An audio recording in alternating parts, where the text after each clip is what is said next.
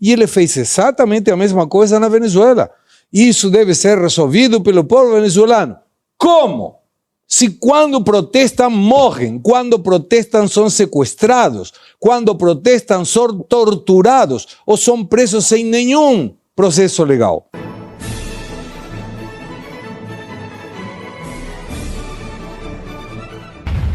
Escolheram fechar os olhos. Eu acho que vocês estão tentando dar uma coloração política para algo que não é político, não é? A diplomacia brasileira tem por praxe defender princípios. Aliás, existe uma carta que rege a formação dos diplomatas no Instituto Rio Branco, e essa carta obriga a defesa de determinados princípios. E um deles é o princípio da não intervenção. Então, não é uma questão aqui de opinião. Nenhum diplomata formado no Instituto Rio Branco e que fala pela diplomacia brasileira, e aí nós não estamos aqui falando do chanceler do momento, tampouco do assessor especial da Presidência da República que fala em nome do governo. Nós temos que separar o que é a fala do governo, o que é a fala do Estado. São pequenos detalhes que parecem a mesma coisa, mas não é a mesma coisa. A diplomacia do improviso foi uma criação do Donald Trump no seu primeiro mandato, em que todos os ritos foram quebrados, todas as formalidades foram quebradas, e essa diplomacia gerou escolas que inclusive foram acompanhadas pelo o governo anterior. Agora, voltando à diplomacia tradicional, aquela que foi instruída pelo Barão de Rio Branco aqui no nosso Instituto de Formação de Diplomatas, há a necessidade de se atender e se preservar determinados princípios. Um deles é o da não intervenção. Então, por pior que seja a situação, por mais catastrófica que seja, como é a situação iraniana, em que você tem ali, sem dúvida, um governo teocrático que reprime, não só reprime seus opositores, reprime mulheres, reprime homossexuais, enfim, toda uma característica que está muito ligada à característica da religião, não é? Ali nós temos o Estado teocrático, que para quem não entende é diferente de qualquer outro regime ditatorial ou qualquer outro regime democrático. Você tem um aspecto religioso muito forte. O líder, ele tem quase que a força de um enviado de Deus, ele não é simplesmente uma pessoa que é escolhida e que é eleita. Então existe toda essa carga que parece muito comum para quem vive em democracias como nós e frequenta no noticiário e lê sobre democracias modernas, mas lá a coisa é diferente.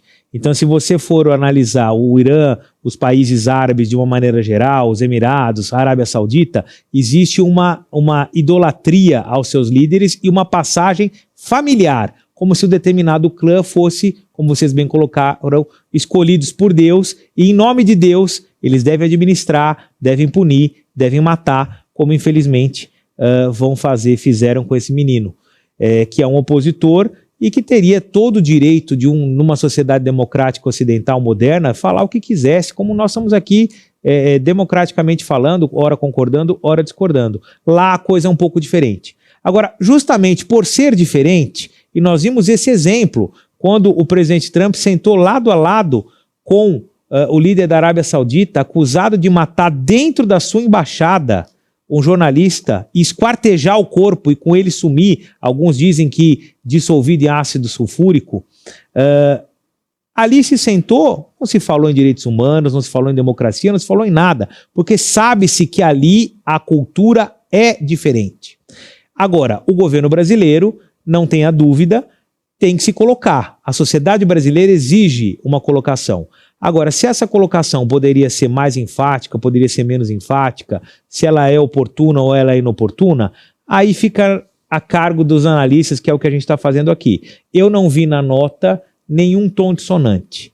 Sem dúvida que nós esperávamos uma nota um pouco mais estridente, um pouco mais aguda, no sentido da condenação da repressão estatal. Só que, volto a dizer, ali nós não estamos falando de um Estado democrático como a gente está acostumado a ver, e nem tampouco no Estado ditatorial como a gente viu na Venezuela. A relação do poder e da sociedade no Oriente Médio e no Oriente é diferente. E a diplomacia brasileira seguiu o script que vem seguido em todos os casos em que há um conflito dessa natureza. seja como aconteceu na Síria, seja como aconteceu agora no Irã, e nós vimos também no Líbano, exceção feita ao caso de Israel, que foi uma outra situação, né? Ali eram dois estados em conflito por uma causa e por um território, diferentemente de uma questão interna, como é o caso do governo e do Estado iraniano, né? Bom, como eu disse anteriormente, eu respeito pessoas, não opiniões, né? Não palavras. Palavras podem ser ditas da maneira que a pessoa pensar. A gente defende, tanto eu quanto o Pavinato, a liberdade de expressão absoluta. Eu não tenho como adivinhar o que o Guilherme iria dizer, senão eu já teria antecipado, não teria permitido que ele tivesse dito tantas das coisas que ele disse aqui. Mas ao contrário, a gente tem que permitir, até para saber como ele pensa e perceber que ele está tergiversando a vida. Eu vou te explicar. Ele está dizendo que a nota não falou alto o suficiente, né, das questões de soberania e, pois, a questão de intervenções estrangeiras de outros países, para citar como exemplo o jornalista russo que morreu. Não tem nada a ver com o que nós estamos falando.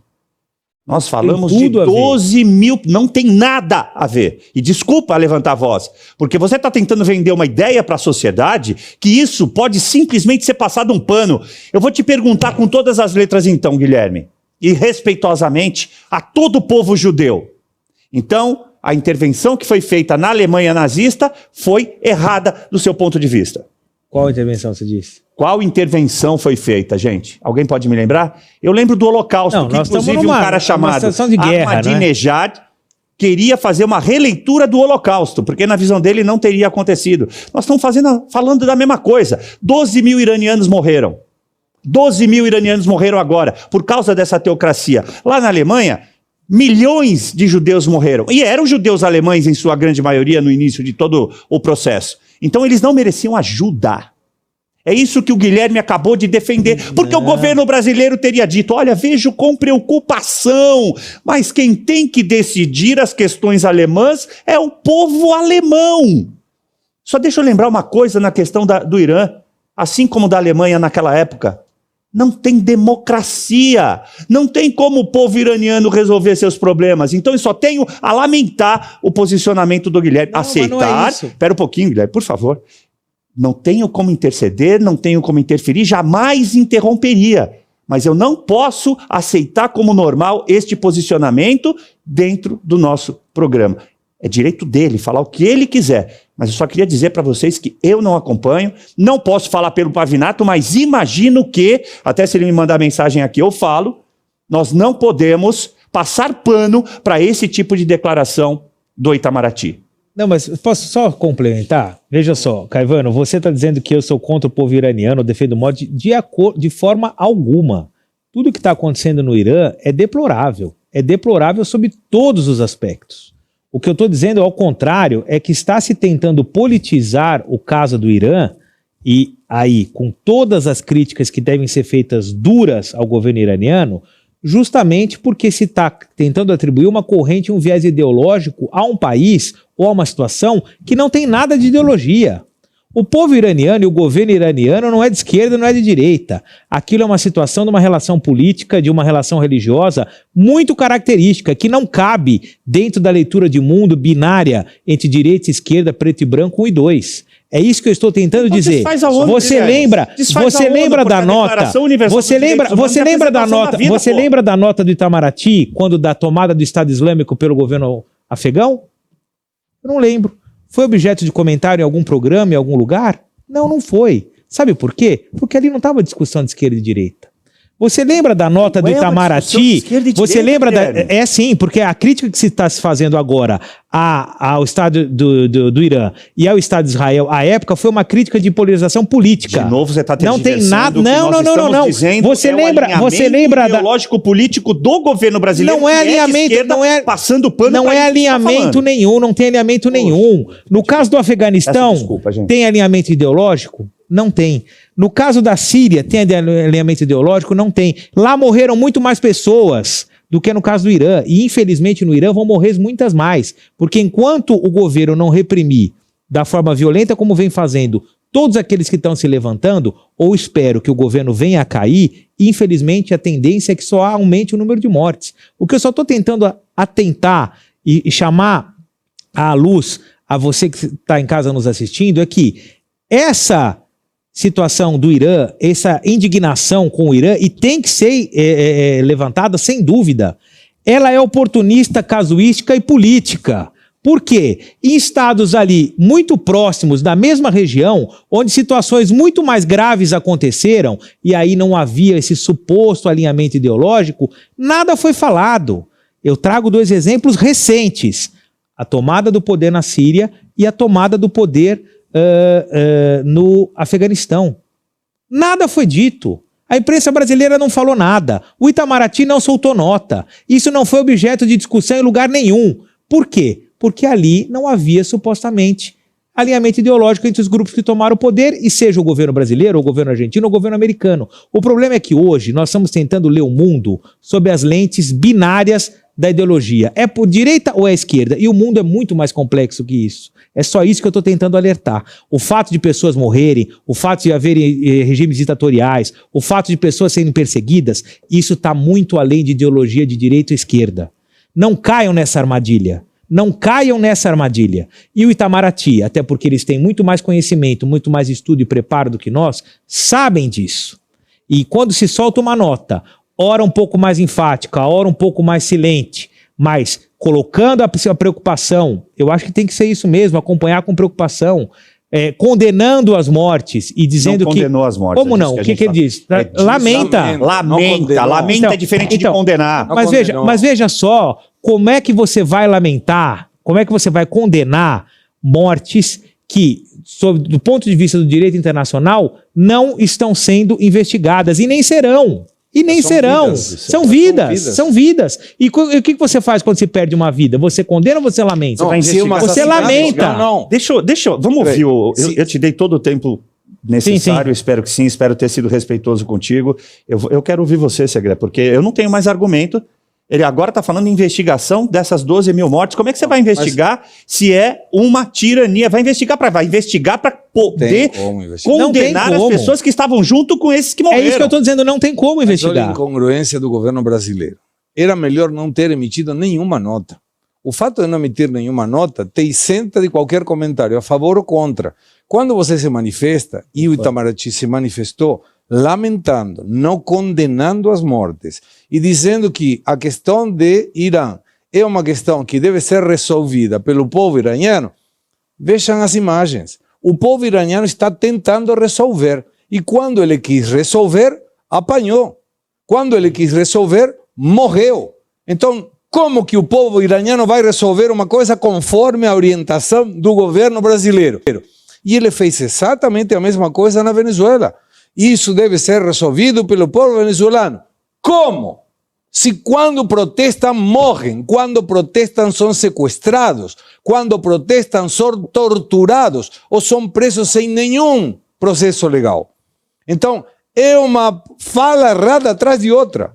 Quando você toma uma posição, e o governo brasileiro tomou uma posição, e de fato já tomou muito antes, quando mandou a um títere como vice-presidente Almin a assunção do presidente iraniano. Já tomou uma posição. Quem mais estava aí? Só os comparsas, só aqueles países que estão alinhados ideologicamente com eles. E quando você vê que tem mortes que são mais importantes se são de um lado ou menos importantes se são de outro, você perdeu a possibilidade de colocar-se no lugar certo da história. E o Itamaraty se colocou de novo no lugar errado da história. Vou mudar de assunto completamente. Não é por causa disso, não, pessoal. Eu peço desculpas à minha exaltação, mas eu não tenho como aceitar determinadas questões.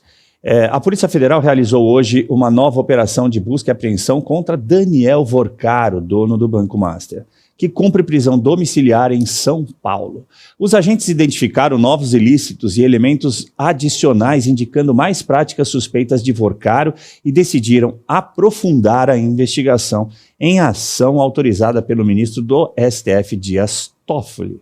O foco central desta nova etapa é apurar se o Banco Master utilizou... E você aí já está preparado para ter todos os argumentos para dizer que Marx não foi um cara legal, para dizer que o comunismo não é um lugar para diversidade, para desmontar essa grande fake news histórica da esquerda, que é repetida por nossos professores de história, de geografia, de sociologia, que é repetida nas universidades, que é repetida nos livros. Está preparado para dizer por que Marx não era um cara legal e por que todo marxista raiz também não é, e por que o comunismo é terrível? Você já leu nos Anais de Marx? Pois é, aqui nesse livro você vai encontrar tudo o que você precisa saber para responder aquele sabichão que diz que Marx é um cara legal, pois não é. Leia agora, nos Anais de Marx, a trolha do comunismo transviado para encaçapar idiotes. À venda em todas as livrarias do Brasil, pelo site ou nas lojas físicas. Não deixe de ler.